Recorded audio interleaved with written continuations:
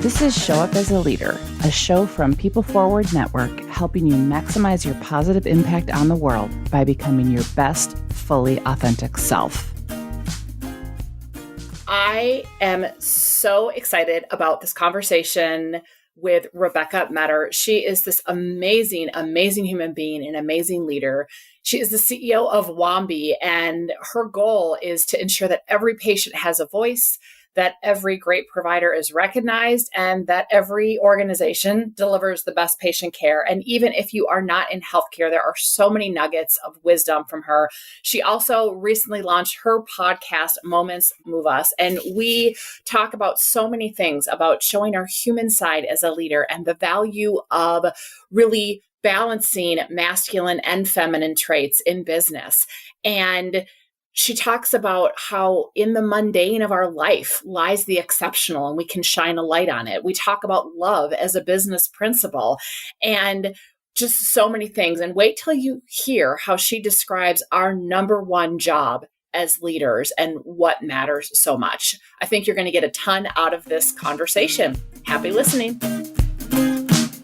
I started Wambi for some very personal reasons. My first cousin, Alex Corin, and I both share sort of a similar upbringing. Both of our fathers suffered from the same chronic illness. And growing up, we kind of, no matter what we wanted or not, we were in healthcare. We saw caregivers in our homes. We were in the hospital with our family members.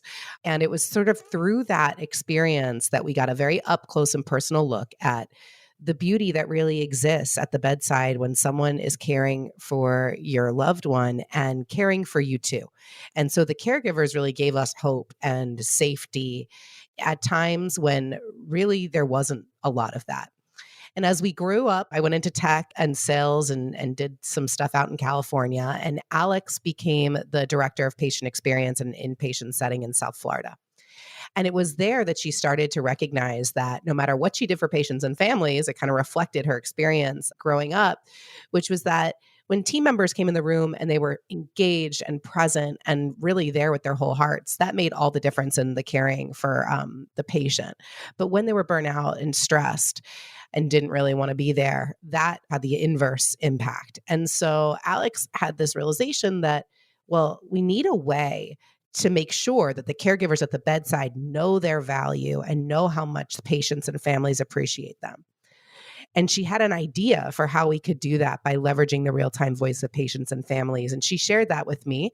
And at the time, I was like, oh, wow, my cousin has a cool idea, but who knows whether it will work or not. And she convinced me, as well as a bunch of other folks. She built a beta version of this product, this recognition platform informed by the voice of patients and families in real time at point of care. And I flew out to Florida to help her get the beta off the ground. And it was very evident to me pretty quickly that this was something special. The nurses and caregivers felt really seen and moved by the gratitude that was coming in. They shared gratitude with one another, and it created this virtuous giving circle of gratitude and positivity within the organization, which transformed the culture.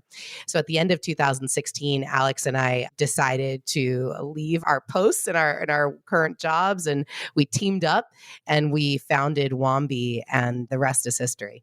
I love that on so many levels. And I can only imagine, the past 2 years as this pandemic drags on, how even more important what you're doing is, because I do a ton of work in healthcare and I coach physicians and healthcare leaders, and they're exhausted. They can't give the care that they know they should be able to give. They're getting beat up by people. So how has Wambi really helped some of these healthcare organizations during this incredibly difficult pandemic?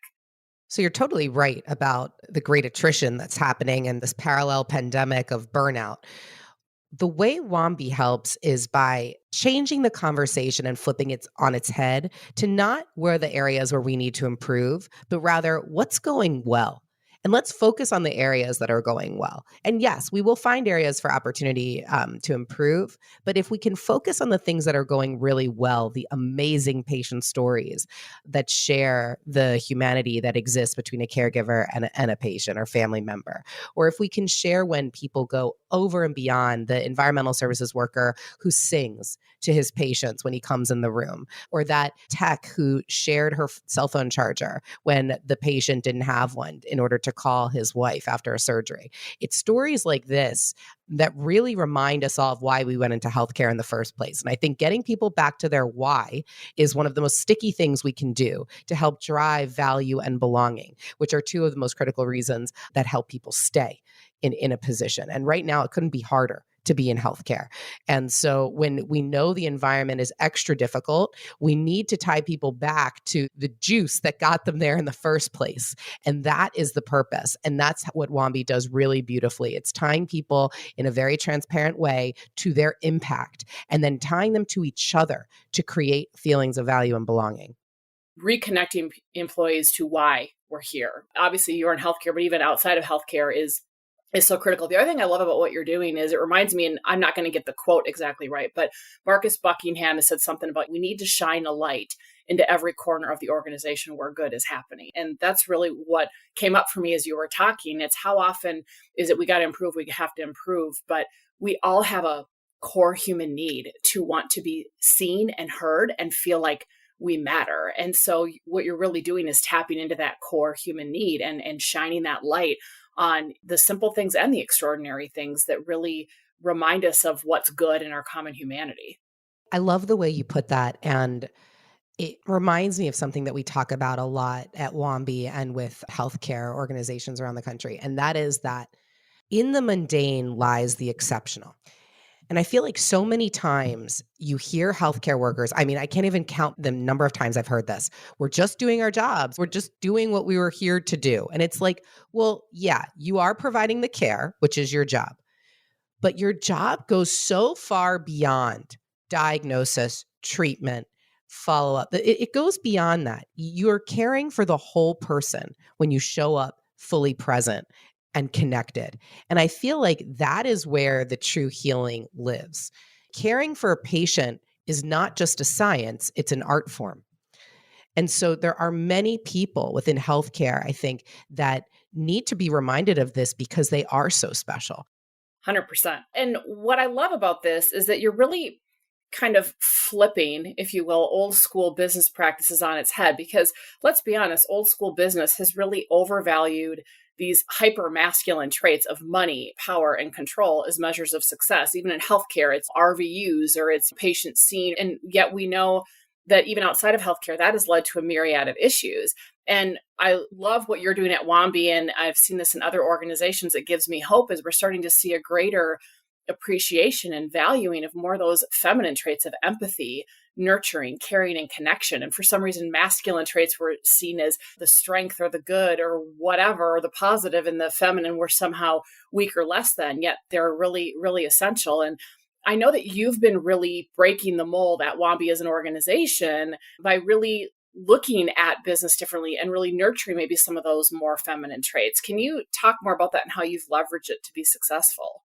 You know, when we first started the company, I was coming from a large corporate environment. And even when it was just me and Alex and maybe one other team member, I was showing up with my suit and with my hair straightened and kind of in this vibe that I had lived in for so many years in my corporate life. And after about a year and a half of starting the company, I began to really think about, is this the example that I want to set for my team when I want my team to show up authentically and to feel like they belong? And I began to realize, well, I'm not showing up that way. So how can they show up that way? And I feel like this realization for me was a big deal because then I started to wear my hair curly. I began to wear the clothes that I felt comfortable in. I talked a different way, like using more humor and silliness sometimes, being more in touch with my feelings in the moment when we were talking about something. And at Wambi, we talk a lot about very critical moments that are really just these beautiful instances of connection that are transformative. And sometimes they bring you to tears. And so I realized if I'm feeling moved like this, that's okay. And I need to lead in a fully present, authentic way that brings my whole self into this. And it's not going to be mimicking the way that I did it before. Sarah Blakely said some amazing things recently, how she's conducted her business using feminine business principles of intuition and empathy, kindness, and vulnerability. And I couldn't agree more that those are the things that I think are really driving hopefully many female leaders today. And Sarah's a great example of someone that I look up to that has set the stage for making this a norm. Because I think years ago, and it wasn't that many years ago, it was very uncommon to see female leaders showing up in a very feminine way. And I'm using these sort of gender specific terms, but in a softer way, in a way that leads with the heart, in a more emotional way where you're really trying to connect with someone and actually you're just letting sort of your feelings be known when it is relevant instead of hiding things and keeping that buttoned up type of impression. Yeah, absolutely. Well, what's interesting is Ariana Huffington, when she wrote her book Thrive, talked about when she was killing herself building the Huffington Post, and the business world really does overvalue those hypermasculine traits. And she was saying, that doesn't work well for women, but let's be honest, it's not working well for men either. And really, I love that, the shift of it's about love and it's compassionate. It's not weak, it's human. And I think people want that humanity and they want realness and authenticity over polish and perfection any day of the week. And I was smiling as you were talking about this stuff because I remember I don't have curly hair like you, but I have wavy hair. And I remember for a long time I had a chin length bob. And for some reason I thought that straightening it made me look more professional. And I don't know what in the world. And I wore these suits and stuff. And when I got rid of my suits and I started embracing that my favorite color is sparkle and I started letting it's like, you just settle into your skin and it's so much easier to just connect with people when you're being whoever you authentically are versus trying to play some kind of role or some facade. And I think people see through it anyway. I totally agree. And, it's interesting because when we talk about love, I think when people hear that love is a principle that you conduct your business by, they're kind of like, whoa, this sounds like maybe an HR disaster, or this looks like something so soft, or you guys focus on a ROI, like, do you care about the success of your business? And that conversation, I think, is getting easier today because when people come to work, they want to come to a community. A company is a community, and you need to feel love within your community. You need to feel loved by others, and you need to love them too in some way. There was a really cool book that I read recently by Barbara, I think Fredrickson, and it's called like Love 2.0. And it's really interesting. And it's about how love can come up in so many different ways, and it exists in these individual moments.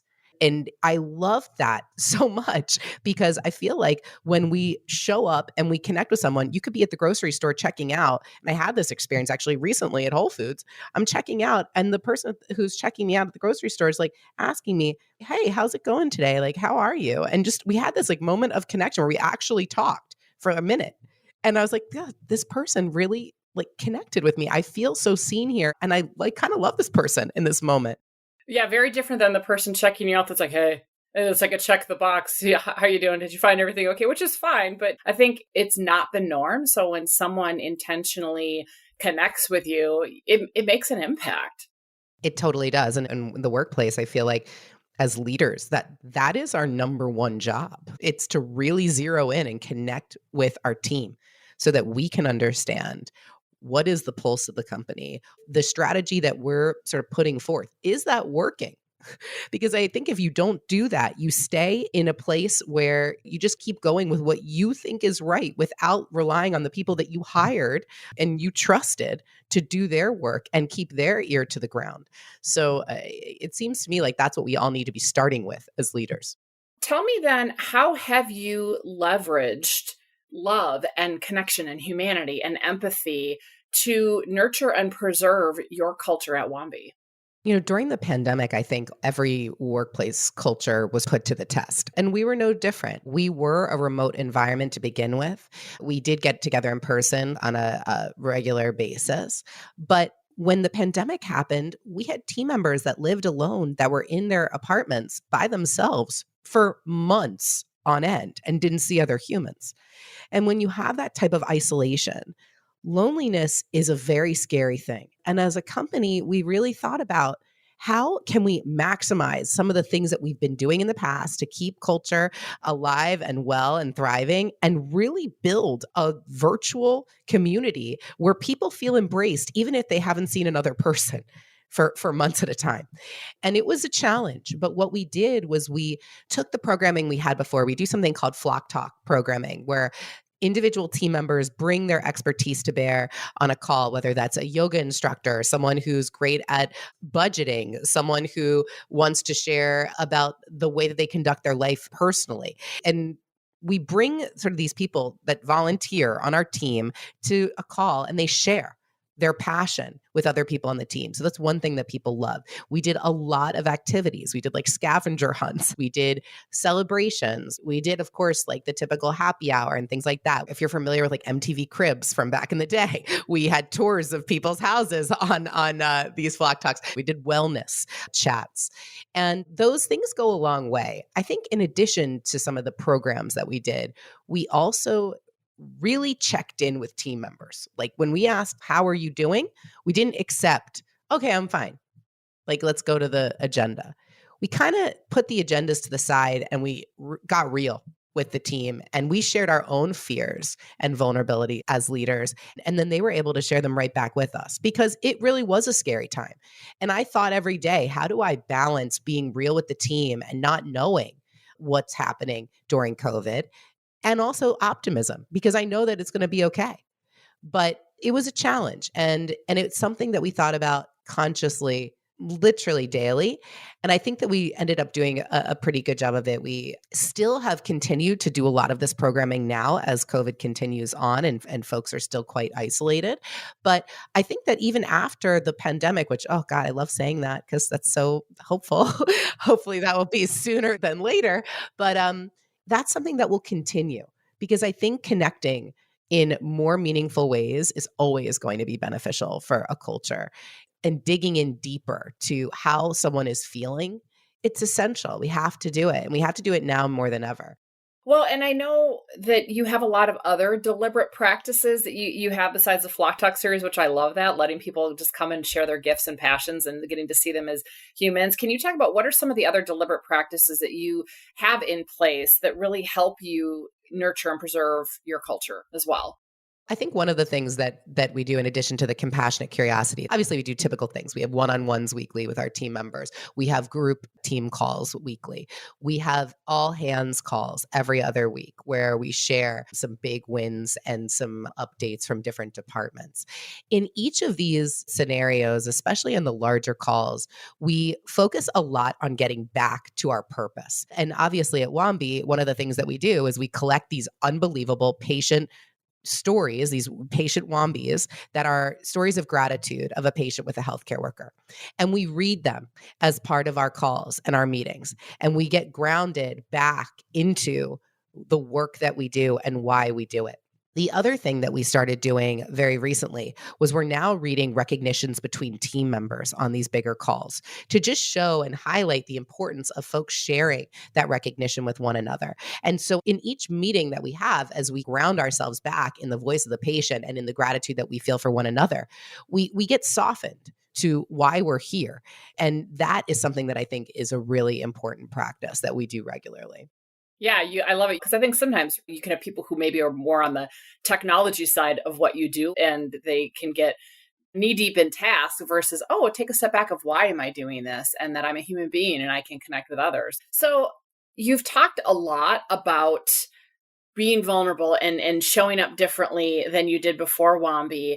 What do you think is the most profound way for leaders to show their human side?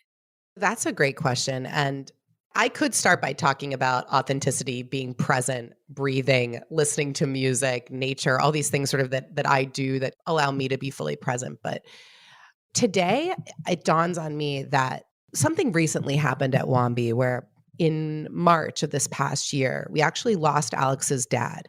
He passed away, and he had been fighting his chronic illness that had many complications for years. And he happened to be treated at University of Miami Health System, which is where he was cared for most of his adult life. And they did just a beautiful job caring for him, not just clinically, but as a person. So when he wanted to watch the game on TV and couldn't figure out how to put it on, he was a big sports guy, someone from patient experience would come up and would actually put the game on for him. Or when he didn't have a comfortable armchair, that was brought in for him. Just the way they cared for him was such a special thing. And 2 months after that, University of Miami signed on with Wambi.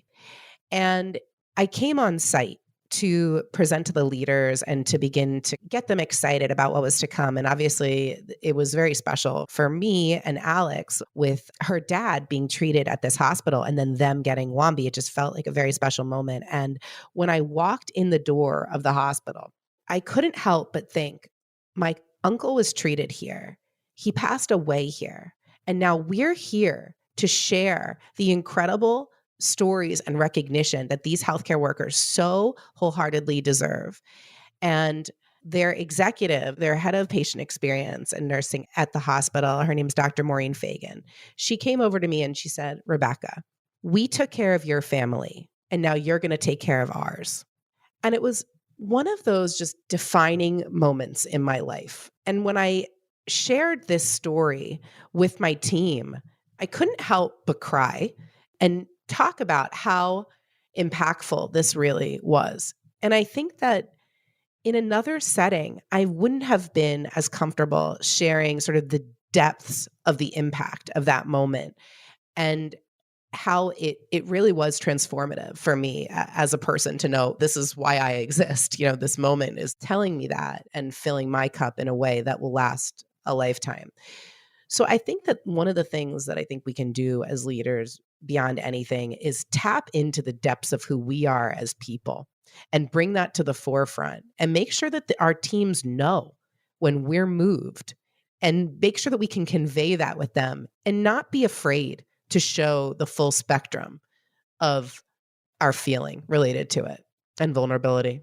You know, what's great about that, it gets back to something you were talking about earlier is, you know, when we think about, oh, we're supposed to be stoic and tough. And no, of course you don't want to fall apart as a leader. You know, are you going to say, oh my gosh, I'm completely freaking out here when you have to convey, you know, calm is contagious. You have to convey some calm, but you can be real about, yeah, I'm worried too. I'm struggling, but I'm hopeful. But what's coming up for me is I think about, in particular, I'm going to say female surgeons that I coach. So many of them have this armor that keeps them from being vulnerable because in the hypermasculine world of medicine, but particularly a lot of these specialties, they literally have said, I had to learn to shut down my feelings, shut down my humanity.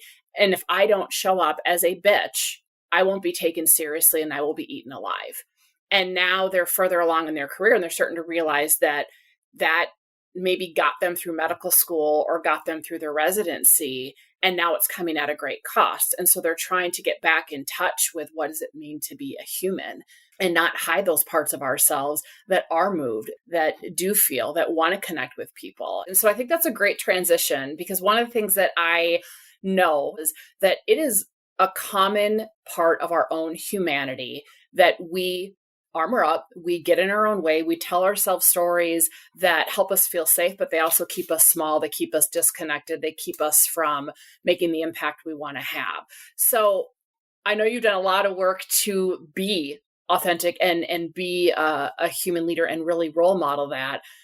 But I know that you probably also still get in your way. So Rebecca, would you be willing to share what is a self-limiting story that you tell yourself? And when it shows up, how do you move beyond it so that you can still show up as a leader and have the impact you want to have? That is a beautiful question. And thanks for just going right in there with it. I love it. Go right there. Yes. You know, I feel like for me, it shows up in two different ways. And one of the ways we talked about, right? One of the ways we talked about the softer side and being able to show up. And, you know, a lot of what I said today, for those who don't know me, might think, wow, like this person's like a very soft, sort of heart-driven person. And that I think is true to some extent. But I'm also quite tough and competitive, and I'm an athlete. And I feel like this level of vulnerability is something that I've only accessed in the last couple of years. And it's something I continue to work on every day. And it's not just in my work life, but in my personal life too. It's an area that I'm always thinking about. Am I really in touch with how am I feeling? And one of the things that I live by is something a mentor taught me, which is turn up, be present, tell your truth, and let go of the outcome. And this sort of like checklist of am I doing that, I think has helped me to really turn up and be present in the way that I need to be. And then the truth aspect is essential because we have to be able to share the real with people.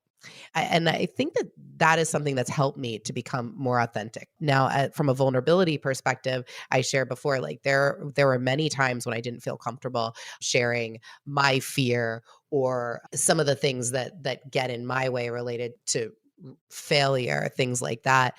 And that's something that I'm constantly working on, which is how can I be more comfortable failing so that my team can be more comfortable failing. And we talk about it a lot. Like I want to see more failures. I want to see more missteps so that I know we're pushing the limit. And for myself, I need to do that too. So one of the examples of how I did that actually is recently launching the podcast, because that was an area where I was like, I don't really know if I need to be doing that. Is this just like another podcast like that's out there, or is this actually going to bring value? Can I do this type of thing? And I questioned myself. Fortunately, I have an incredible team around me who really supported me through it. And both from the like rah rah we got your back perspective, but also just the actual, coaching me around this is what a successful podcast looks like. And that is something where I took a chance. Now, I'm still improving in that area, but I feel like taking the risk is so important. And that's one way I think that we show up in our vulnerability, and for me specifically.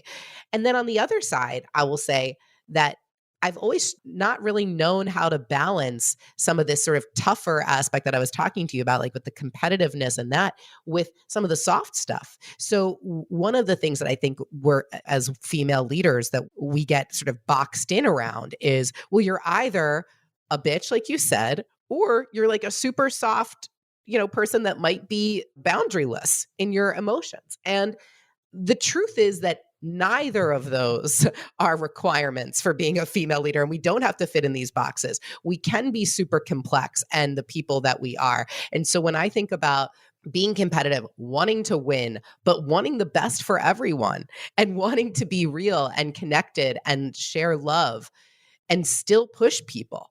That is something that I think is this sort of harmony that I'm looking to bring from an integrated sort of whole person perspective. And that's something that I struggle with too, because if I show too much of one side, am I letting down the sort of feminine energy piece if I focus too much on the quote sort of masculine aspects? So I think it kind of comes up in both ways. Yeah, isn't it funny how like it becomes so binary? And you're right, that we're super super complex, and it's finding that balance. What came up for me as you were saying that, a couple things is one, like when you talk about normalizing failure, even replacing the word failure, like can it just be like learning, right? Because there really isn't the saying there is no failure, there's only learning. And so many people attach failing as I'm a failure versus no, like every time we quote unquote fail or every time we mess up, it's an opportunity to learn and grow. And so like, even replacing that language of it's not failing, it's what did we learn here? And really, as you were talking, it reminds me of Amy Edmondson's work with, psychological safety, that psychologically safe teams and workplaces, it's not unicorns and rainbows. Brene Brown has her motto, clear is kind. Like I can love you and I can want the best for you and I can see the potential in you. And that also means that I'm going to be real with you and give you feedback and help illuminate the blind spots that you have. Because if I don't, that's not actually caring and that's not actually kind. Absolutely. I think looking at failure as opportunity is everything. It's funny because I have a young son, he's 6 years old, and he hates when he like messes something up. Like it just really bothers him. And I'm really working with him on trying to be like, you know what? That's great. Oh, the tower fell down. Yay. Let's try it again. We're going to make it even better this time. Or like, he's learning to read and write, and he writes like a story or whatever, and in there's a couple backwards letters, and we come in and kind of being gentle with it, but also being like, "Yeah, wow, look at you. You tried it." Like that, the trying, the effort piece is what is the most significant, because in the effort are the learnings and the future of our transformation. 100%. And my son turned 11 a couple months ago. Let me tell you, the not liking to mess up doesn't go away, but it's the, no, it's good. It's the learning. And I love that you talked about effort, because going back to the recognition, whether it's in our house with our kids or at work, I think so often I also work with leaders that are like, I'm not going to recognize people for just doing their job, or that people have to go above and beyond to get any recognition. Or, what if they worked their butt off on something, but it didn't go well? Then they feel deflated. If we only recognize results, or we only recognize outcomes, but what about recognizing the effort or the heart that someone put into it, even if it completely went backwards? And then, as you were talking about that, I was thinking about one of the things that I've been trying to learn, not just as a parent, but as leaders, when you talk about role modeling, how we handle our own missteps. Are we kind and gentle to ourselves? And are we role modeling that, like, oh, it's okay for them to fail, but then we get down on ourselves, right? Or as a leader, it's okay for someone else to fail, but then we hold ourselves to some ridiculous standard and burn ourselves out. So I think that we have to be really mindful of how we convey and model the normalcy of messing up and being human and learning and growing. That's a great point. And there are so many places I think where we can mess up and the risk is kind of low. I think in healthcare, we have this situation where it's like, if you mess up, that could mean death.